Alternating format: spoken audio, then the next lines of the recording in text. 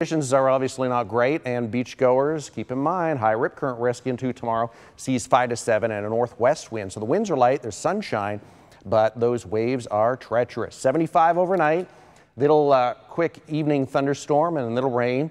That ends in the next hour. Partly sunny and a few showers tomorrow later in the day. And the 7-day forecast, partly sunny for Thursday, but Friday, Saturday, and Sunday, some soaking rain, especially Saturday and Sunday.